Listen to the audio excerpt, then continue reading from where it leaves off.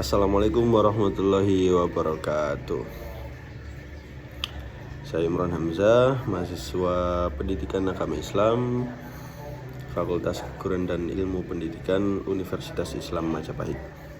Baik, pada kesempatan kali ini kita akan membahas terkait poligami dan polemiknya di dunia modern. Dan ini merupakan jawaban ujian akhir semester mata kuliah Masail Fiqhiyah, dan dosen pengampunya yaitu Bapak Muhammad Syarif Khalili. Bapak, hormat saya kepada jenengan. Untuk soal ini adalah soal yang nomor 1 terkait polemik poligami dari sudut pandang Islam dan masyarakat dunia modern, begitu. Baik, kita mulai dari apa itu poligami dan bagaimana pandangan Islam terhadap poligami dan hukumnya bagaimana, begitu. Nah, untuk poligami ini yaitu pernikahan yang dilakukan lebih dari satu istri, begitu. Jadi poligami ini hanya bisa dilakukan oleh seorang suami, begitu. Nah, dasar utama pembahasan poligami terdapat dalam Al-Quran surat An-Nisa ayat 3 yang membolehkan seorang laki-laki itu menikah 2, 3, atau 4 sejauh mampu berlaku adil. Tetapi surat itu juga ada sambungannya dengan surat An-Nisa ayat 129. Disebutkan bahwa manusia tidak akan berlaku adil sepenuhnya dalam urusan perasaan, sehingga beberapa ulama menjelaskan bahwa keadilan yang diwajibkan dalam poligami adalah pada aspek yang dapat diusahakan seperti harta, begitu ya, nafkah, tempat tinggal, terus waktu untuk bermalam atau perlakuan lahiriah. Mayoritas ulama dari mazhab Hanafi, Maliki, Syafi'i, dan Hambali memandang poligami sebagai sesuatu yang mubah atau boleh, bukan wajib atau sunnah secara umum, begitu hukumnya. Tetapi hukum itu, kembali lagi kita membahas tentang masail fikih, yaitu asal usul hukum fikih. Nah, suatu perlakuan atau suatu hukum asalnya memang boleh.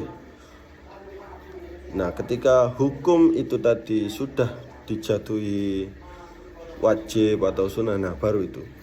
Jadi hukum asal poligami itu memang boleh. Tetapi jika menimbulkan mudarat atau tidak ada manfaatnya, ya bisa saja poligami dianggap dihukumi haram, begitu. Bisa saja dihukumi sunnah atau bahkan wajib ketika kondisi-kondisi tertentu itu menjadi sebuah persoalan yang bisa didiskusikan, begitu. Dalam Islam, pembahasan poligami ini tidak dimulai dengan pernyataan atau pertanyaan boleh atau tidak poligami itu, melainkan dengan pembatasan terhadap praktik yang ada pada masa sebelum Islam. Sebelum Islam, pada zaman jahiliyah, orang menikah itu tidak ada batasannya. Nah, Al-Quran kemudian hadir sebagai solusi atau sebagai perlindungan untuk kaum perempuan yang pada posisi itu posisi yang dirugikan, seperti itu ya. Jadi Al-Quran kemudian menetapkan bahwa seorang laki-laki boleh menikahi hingga 4 dengan syarat mampu berlaku adil. Artinya Al-Quran ini hadir sebagai solusi untuk laki-laki di zaman jahiliyah itu agar dibatasi, begitu.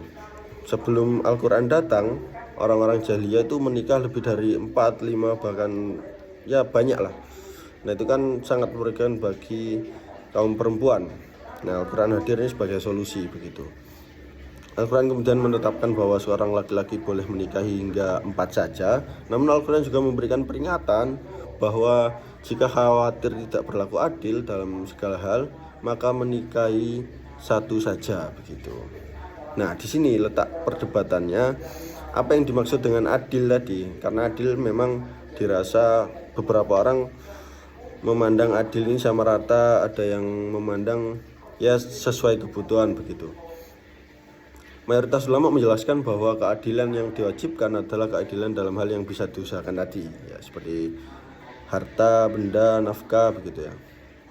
Karena itu dalam fikih Islam poligami bukanlah kewajiban bagi setiap laki-laki, dan mayoritas ulama mengkategorikan hal itu sebagai sesuatu yang dibolehkan dengan syarat yang tidak ringan. Bahkan dalam kondisi tertentu, apabila seorang yakin tidak mampu memenuhi kewajiban tersebut, adil lagi, poligami dapat menjadi haram karena berpotensi menimbulkan kezaliman. Nah, letaknya di situ.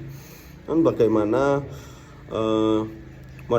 era modern ini memandang hal itu? Sebagian masyarakat menilai poligami merupakan bagian dari kebebasan beragama yang harus dihormati selama dilakukan secara bertanggung jawab gitu. Mereka berpendapat bahwa tidak adil jika suatu praktek keagamaan dinilai hanya berdasarkan standar budaya tertentu. Di sisi lain, banyak kalangan menilai bahwa praktik poligami seringkali menimbulkan ketimpangan relasi dalam rumah tangga.